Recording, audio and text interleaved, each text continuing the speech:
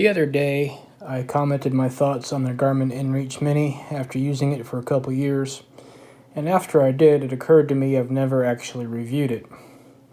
I haven't done so mainly because I'm a mental midget who can't grasp all of its features, so I can't really give a full review.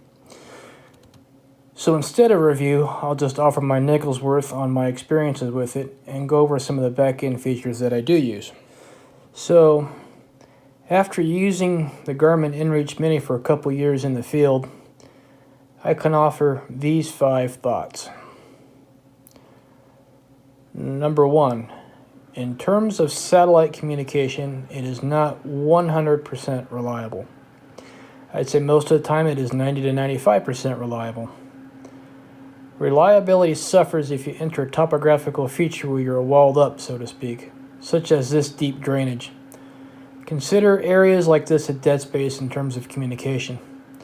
With no clear line of sight to a satellite, if you get in a bad way and can't unscrew yourself, the SOS button won't work. Number 2, as I've already said, most of the features I don't use. I'm stupid and I like to keep it simple. There is a way to track yourself like a trail of breadcrumbs and other assorted features. However, I primarily use the InReach as a means of texting when there's no cell phone coverage, which in my case is most of the time. The SOS button is peace of mind for the wife and myself should my normal level of stupidity become outright idiocy. The third item I've learned: the InReach does not like winter conditions. Say anything below 20 degrees. It will put off a cold weather indicator and the battery charge will suffer. Because of that, I end up keeping it inside my layers to keep the battery warm. Number 4, I think the battery will last 2, maybe 3 days if you turn it off while you're sleeping. That said, I usually turn it off anyway to conserve the battery and only turn it on to send a text or to check for messages. Lastly, number 5, texts take a while to send and receive. In terms of sending, I'll have to turn it on, tell the InReach to find my location, and then I can send a text. It's kind of annoying waiting for a GPS fix. It can take 5, sometimes as long as 10 minutes. In terms of receiving a satellite text, my wife tells me 10 minutes to an hour from the time I send it to when she gets it. It varies. Now I'll talk a little bit about the back end of the Garmin InReach to the best of my understanding. Firstly is the contacts list.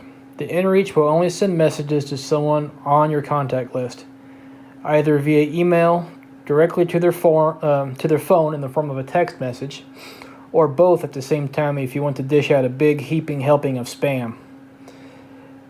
As you can tell in this picture, I'm a popular guy. As messages go, you have 3 preset messages that you can define what they are and who they are going to. These are unlimited and are what I use the most. Then there are quick text messages. These are also ones that you can define, but these messages will cost you depending on your subscription plan.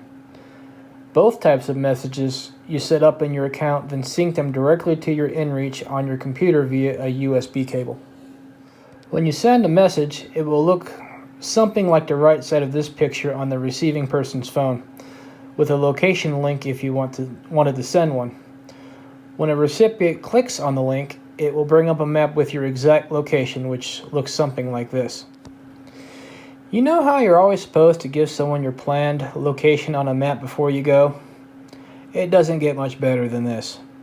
On top of that, it saves arguments between you and the wife when it comes to map comprehension. That alone makes having an InReach worth it. Another cool thing is when someone with that link that zooms in on the map you sent via your text or email, it goes to a satellite view. So there's little ambiguity as to where you are, and the wife sleeps better at night. Another cool feature which I don't use, mainly because I don't do Facebook and Twitter, and yes, there are people who don't use social media. Total shocker, I know. Is that you can share all your locations, tracking, waypoints, etc. with friends and family. Garmin provides for you a means to create your own URL to your map, which you can password and share that link over your social media accounts. If you really wanted to, you could have your status being tracked every few minutes on social media.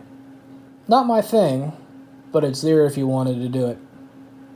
Okay, I think that about covers it. Have a good one.